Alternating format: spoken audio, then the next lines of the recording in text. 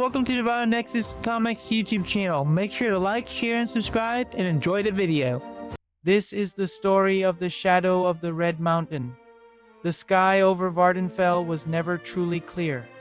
It was a bruised plum, choked with the perpetual soot of Red Mountain that drifted across the horizon like a funeral shroud. To Valerius, an imperial clerk who still missed the rolling green hills and temperate breezes of Cyrodiil, every breath felt like swallowing a handful of fine sand that coated his throat in a gritty volcanic film. He adjusted his goggles, squinting against the haze, though the fine volcanic ash inevitably found its way into every seam of his leather armor.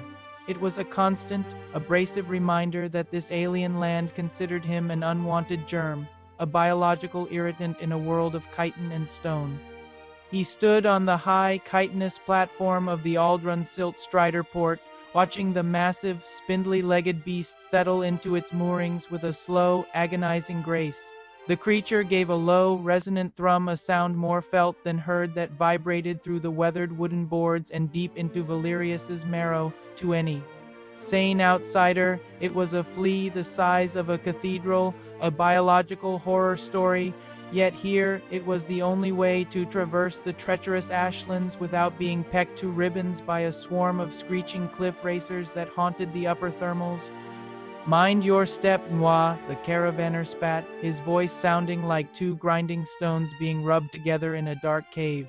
He didn't bother looking up from the thick, fibrous reins he had embedded directly into the strider's exposed nerve tissue, his fingers dancing with a cruel, practiced efficiency. The Dunmer's eyes, a piercing and insectoid red, held no warmth for the outlander who had just paid 20 drakes for a journey that had been more stomach-churning vertigo than actual travel.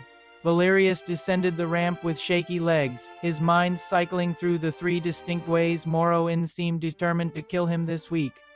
The first was the blight, that creeping red madness that rotted both the soul and the soil, turning the flora into twisted husks.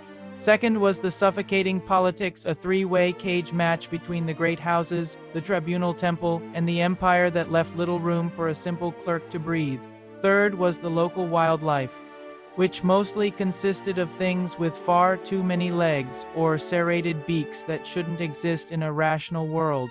At the base of the ramp, a figure in burnished gold blocked his path, their silhouette sharp and imposing against the dust-choked horizon. It was an ordinator, clad in the terrifying, unmoving mask that mimicked the face of the god-hero Indral Nerevar. The sun caught the polished surface of the faceplate, reflecting Valerius's own weary, soot-stained expression back at him in a mocking, metallic distortion.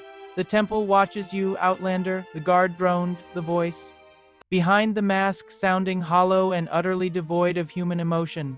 Valerius clutched his trade permits tightly, trying to look as official and unsuspicious as possible while his heart hammered against his ribs. He muttered something about finding the rat in the pot for a drink, but the ordinator didn't move, leaning in until the cold gold mask was inches from his nose.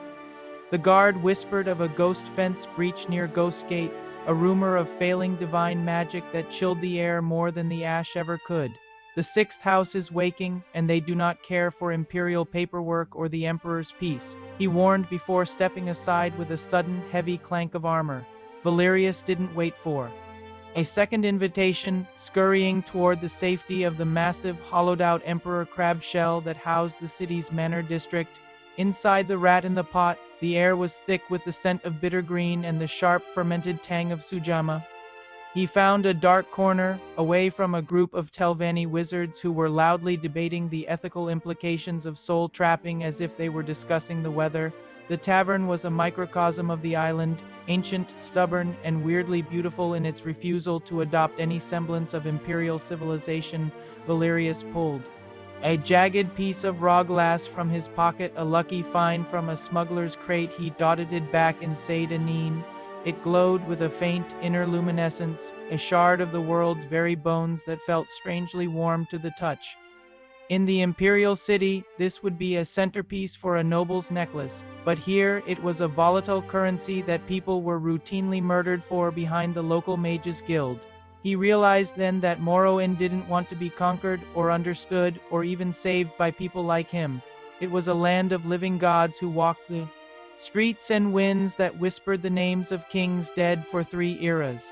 Wealth beyond measure, Outlander, a beggar rasped from the shadows near the hearth, and Valerius simply sighed, tossing the man a gold septim and wishing for nothing more than a pair of boots that didn't leak cash. Thanks for watching. I hope you enjoyed this story. If you did, make sure to like and subscribe for more content, and until next time, stay super.